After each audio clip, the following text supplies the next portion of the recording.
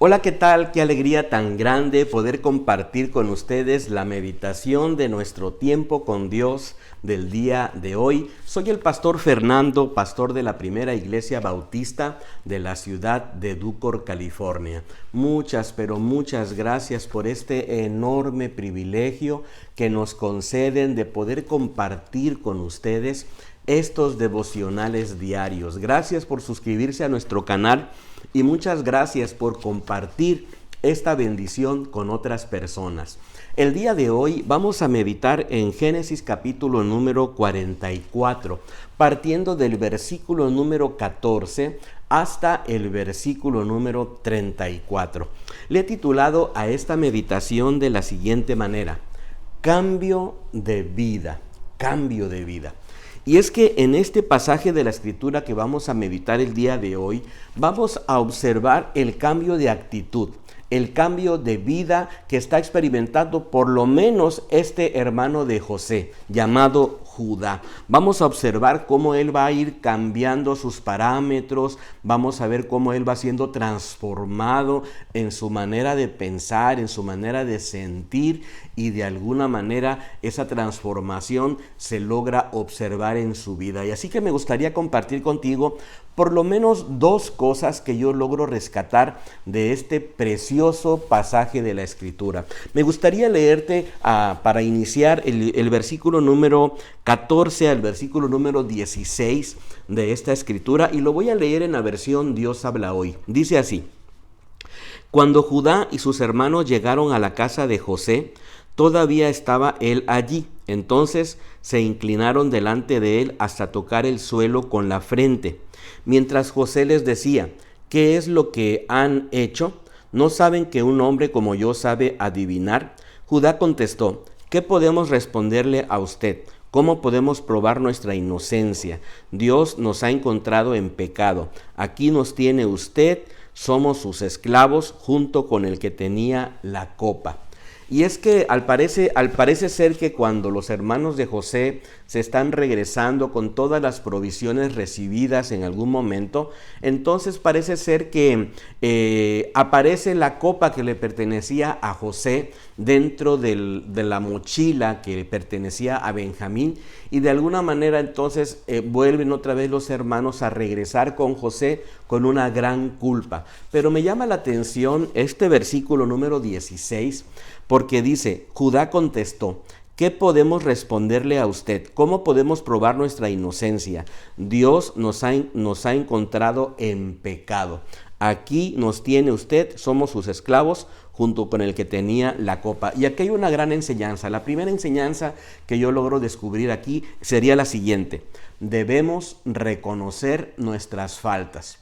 ¿Sabe? El primer paso para un cambio, el primer paso para cambiar de actitud, el primer paso para ser transformados en nuestra vida está en el asunto del reconocimiento de que hemos fallado.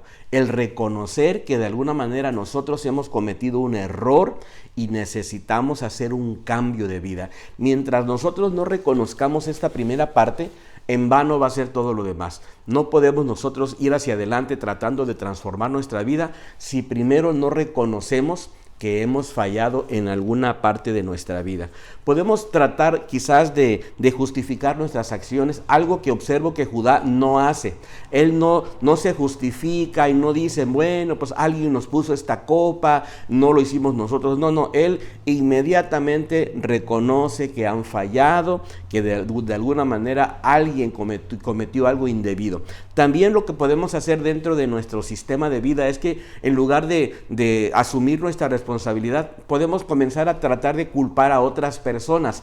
Pero observo que Judá no culpa a Benjamín del todo, sino que él asume su responsabilidad juntamente con sus hermanos en este versículo número 16. Así que se mira en el versículo número 16 lo siguiente: dice: aquí nos tiene usted, somos sus esclavos, junto con el que tenía la copa. Es decir, Judá no hace como que al final él es inocente, no, él se asume responsable, se reconoce que ha fallado y de alguna manera asume su responsabilidad. Y sabe, creo que para que podamos ser transformados, para que podamos ser cambiados en nuestra vida, necesitamos aprender a reconocer las cosas que hemos hecho mal.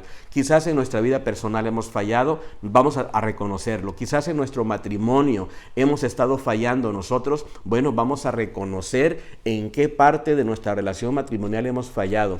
Quizás como padres hemos fallado con nuestros hijos, bueno, vamos a reconocer de alguna manera que hemos fallado. La segunda cosa que me gustaría compartir contigo es lo siguiente: para poder experimentar este cambio de vida, número 2, debemos amar de manera sacrificial. Así es. Vamos a demostrar el amor, pero un amor que sea un amor sacrificial. Del versículo número 18 hasta el versículo número 34 es una historia muy larga, no te la voy a leer del todo, espero que en tu tiempo devocional tú estés tomando toda la lectura que nos corresponde y lo puedas leer con detalle. Pero a resumidas cuentas, lo que hace Judá es que se acerca con José y le va a explicar la historia de sus vidas, le va a explicar lo importante que es Benjamín para su papá, lo importante que es que Benjamín regrese a casa sano y salvo y entre otras cosas. Pero ¿por qué te puse aquí que debemos amar de manera sacrificial? Porque creo que Judá entonces se da cuenta de lo importante del amar verdaderamente, del reconocerse que puede ayudar a otros, de no vivir una vida centrada en sí mismo, sino el amar significa precisamente eso, amar entregándose, como lo dice Primera de Corintios capítulo número 13, cuando dice que el amor todo lo sufre, todo lo espera, todo lo soporta. Es decir, vamos a amar entregándonos nosotros mismos. Judá entonces le explica a José las razones por las cuales Benjamín tiene que regresar a casa, con su padre.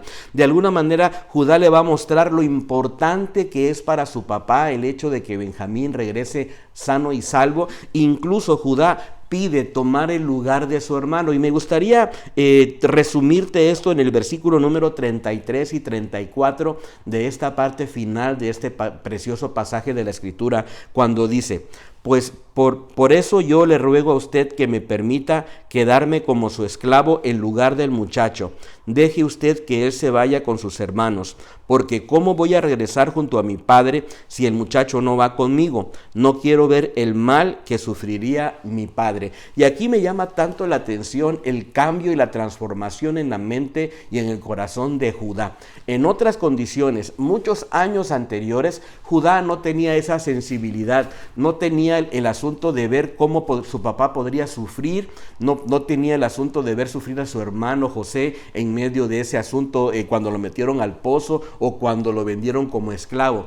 Pero aquí observamos cómo este hombre llamado Judá de alguna manera se da cuenta del sufrimiento que su papá puede tener y de alguna manera le importa y también le importa y le interesa que Benjamín vaya y llegue con bien a casa de su padre. Incluso él decide tomar el lugar de Benjamín. Y sabe, me llama tanto la atención porque esto me recuerda mucho a mí, a este texto maravilloso de Juan 3:16, porque dice la palabra: porque de tal manera amó Dios al mundo, que dio a su Hijo unigénito, para que todo aquel que en él crea no se pierda, mas tenga vida eterna. El mismo Dios se sacrificó entregando a su Hijo unigénito para que tomase nuestro lugar de alguna forma, para que nosotros no pasáramos por ese sacrificio, por ese tremendo castigo debido a nuestro pecado. ¡Wow! ¡Qué tremenda meditación el día de hoy! Donde hemos aprendido dos cosas acerca del cambio de vida, acerca de cómo ser transformados. El primero, tenemos que reconocer dónde hemos fallado, nuestras faltas. Y el segundo, debemos aprender a amar de manera sacrificada. Espero que esta meditación haya sido de mucha bendición para tu vida y me encantaría que nos pudiéramos encontrar el día de mañana. Te mando un abrazo. Bendiciones.